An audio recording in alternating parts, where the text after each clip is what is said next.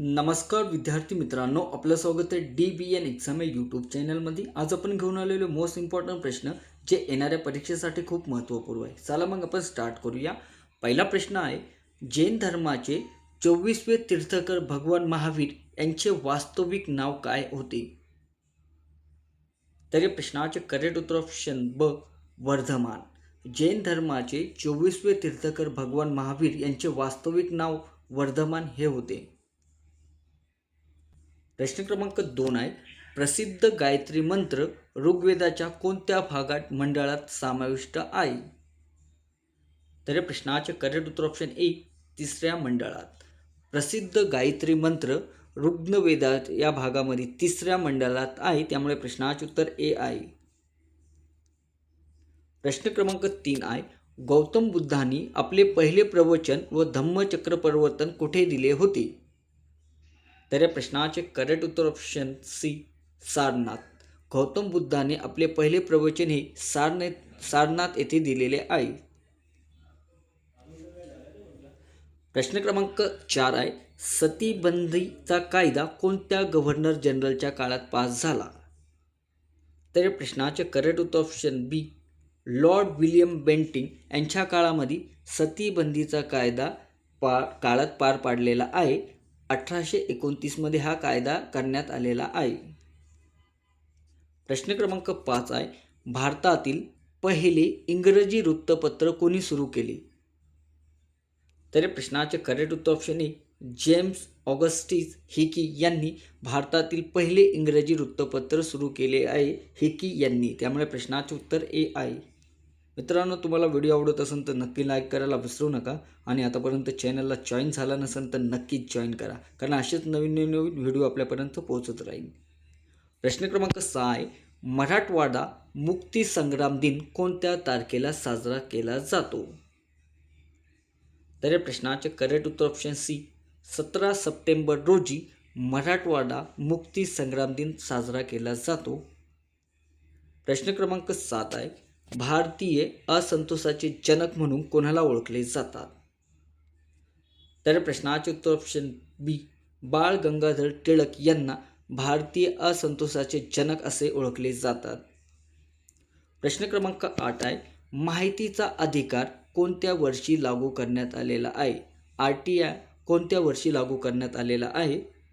तर या प्रश्नाचे उत्तर ऑप्शन बी 2005 मध्ये माहितीचा अधिकार लागू करण्यात आलेला आहे। प्रश्न क्रमांक 9 आहे, ग्रामपंचायतीचा सचिव म्हणून कोण काम पाहतो? तर या प्रश्नाचे उत्तर ऑप्शन बी ग्रामसेवक। ग्रामपंचायतीचा सचिव म्हणून ग्रामसेवक काम पाहत असतो। प्रश्न क्रमांक 10 आहे, लोकसभा निवडणुकीसाठी वयाची किती वर्षे पूर्ण आवश्यक आहे? तर प्रश्नाचे उत्तर ऑप्शन सी 25 वर्षे। लोकसभा निवडणुकीसाठी वयाची 25 वर्षे पूर्ण असणे आवश्यक आहे। प्रश्न क्रमांक 11, ग्राहक संरक्षण कायदा कोणत्या वर्षी अस्तित्वात आला? तर प्रश्नाचे उत्तर ऑप्शन ए 1986 मध्ये ग्राहक संरक्षण कायदा अस्तित्वात आलेला आहे। प्रश्न क्रमांक 12, भारतीय संविधानातील कोणत्या कलमानुसार ग्रामपंचायतीची स्थापना करण्यात आलेली आहे?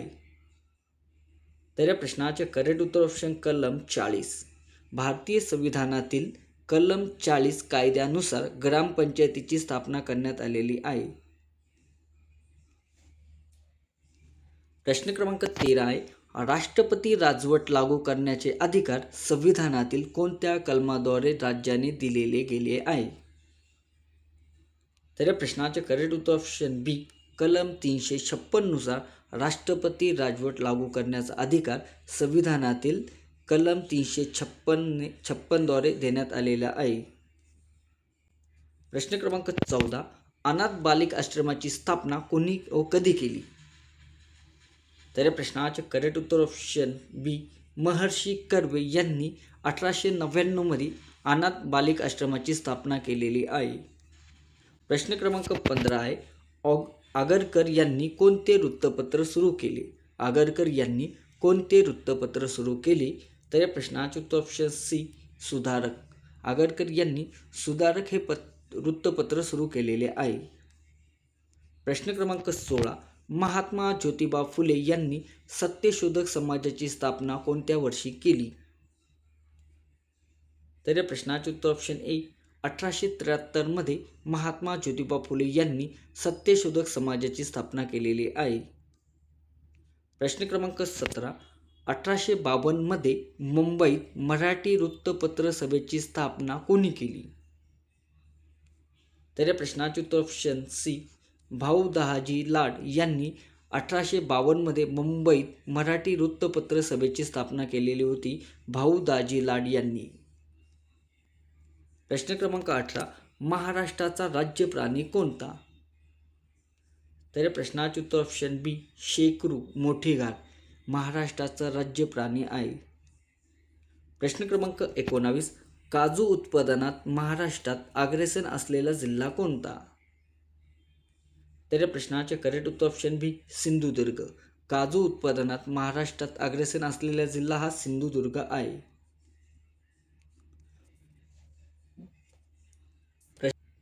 प्रश्न क्रमांक 20. पृथ्वीच्या एकूण क्षेत्रफळापैकी किती टक्के भाग पाण्याने व्यापलेला आहे? तर या प्रश्नाचे उत्तर ऑप्शन सी सुमारे 71% हा भाग पृथ्वीच्या एकूण क्षेत्रफळापैकी 71% भाग हा पाण्याने व्यापलेला आहे. प्रश्न क्रमांक 21.